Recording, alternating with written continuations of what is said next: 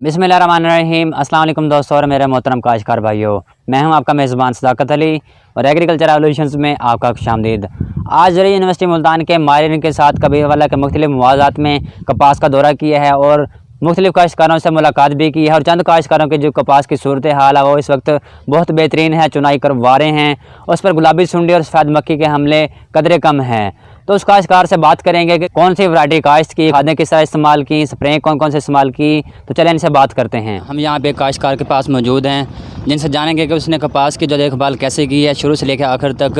माशाल्लाह उनकी जो कपास है इस वक्त बहुत शानदार है, फल अच्छा लगा हुआ है, चुनाई के काबिल है। तो उनसे पूछेंगे कि उन्होंने कौन कौन सी स्प्रे इस्तेमाल की हैं और उनकी ये खादें किस तरह इस्तेमाल की हैं और उनकी देखभाल कैसे की है।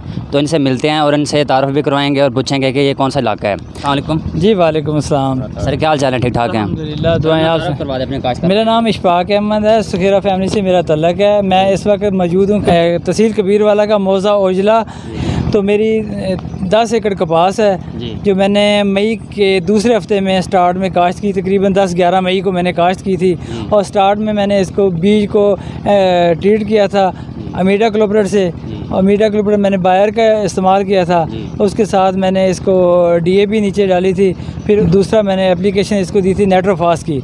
नाइट्रोफास के साथ मैंने दोबारा इसको जब तीसरी एप्लीकेशन हुई अमोनियम फास्फेट डाली थी जिसमें FMC की थी, जिसमें सल्फ़र और अमोनियम नाइट्रेट था। ये इसका मिक्सचर था। बाद में इसको मैंने जब स्टार्ट में अपना सब्ज़ तेला की शिकायत आई उसके साथ थ्रिप्स, तो मैंने बाईफेंथ्रिन, एबामैक्टन और साथ में अमीडा क्लोप्रेट का स्प्रे किया पहला। इसी तरह जैसे जैसे मुझे कोई शिकायत आती गई दूसरा स्प्रे किया, तीसरा स्प्रे मैंने किया था बाईफेंथ्रिन और उसके साथ ट्राइएज़ोफास के साथ बैप्रोफिजीन और इसको लाइट डोज में डाला था क्योंकि गर्मी थी उस वक्त, इसको ज़्यादा डोज नहीं थी और शाम के वक्त अमूमन मैं स्प्रे करवाता था। स्प्रे के लिए मैं साफ़ पानी, ताज़ा मोटर का या ट्यूबवेल का फ्रेश ठंडा पानी इस्तेमाल करता है, जिससे मुझे बहुत अच्छा रिज़ल्ट मिला, बहुत एक्सीलेंट रिज़ल्ट कह सकते हैं इसको।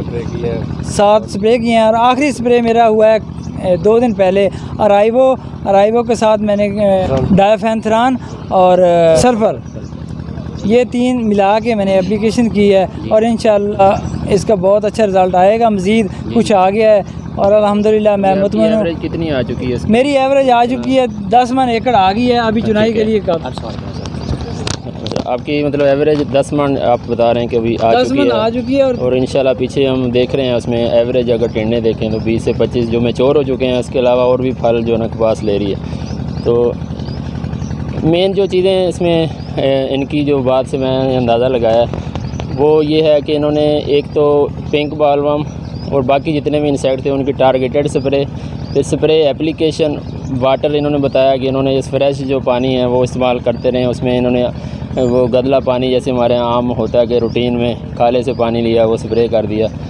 दूसरा जो है ना इनका जो मेन इशू देखता हूँ इनकी जो कपास इतनी अच्छी नज़र आ रही है उसमें इन्होंने पिंक बालवम की बड़ी अच्छी मैनेज की हुई है।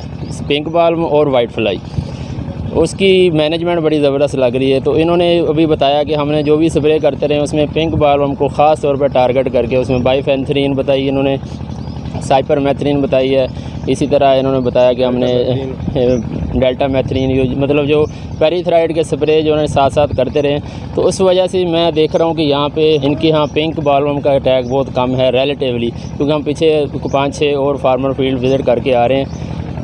3-4 तारीख को हमने पहले भी विज़िट किए हैं इस एरिया में कतालपुर वाली साइड पे, तो वहाँ पे पिंक का अटैक नज़र आ रहा था। तो लेकिन इनकी काफ़ी हद तक इसकी मैनेजमेंट अच्छी है। इसका मतलब है कि जो फार्मर तवज्जो देता है पेस्ट की कंट्रोल पे और उसको थोड़ी बहुत समझ बूझ है तो वो इस पेस्ट को बड़े अच्छे तरीके से मैनेज कर सकता है। लेकिन अगर आपको इसकी पेस्ट का नहीं पता, उसकी स्प्रेइंग टेक्निक का नहीं पता, आपको पेस्ट की सही तरह आइडेंटिफिकेशन नहीं है तो उसमें बड़े इश्यूज़ आते हैं। बहुत सारे फार्मर जो है ना वो पिंक बालवम के लिए बहुत सारे ऐसे स्प्रे कर रहे हैं जो कि उसके लिए टारगेटेड या रिकमेंडेड भी नहीं है। तो इसलिए मेरा ख्याल है कि इनकी जो अच्छी पैदावार और अच्छी कपास होने की जो सबसे बड़ी वजह है ना वो इनकी बेस्ट मैनेजमेंट प्रैक्टिसेस है और इनका नॉलेज है कपास के हवाले से। Thank you very much. तो एक सवाल हमारा रह गया कि इनसे पूछेंगे कि इन्होंने कौन सी वैरायटी यहाँ पे काश्त की थी। तो इस हवाले से हमारे काश्तकारों को बताया कि आपने कौन सी वैरायटी काश्त की है। जी थैंक यू। मैंने 102S 102 और साथ में J5 ये 2 वैरायटियाँ मेरी प्रायोरिटी पे है और माशाल्लाह मैं मुतमईन हूँ, अच्छी प्रोडक्शन इनसे मिल रही है मुझे।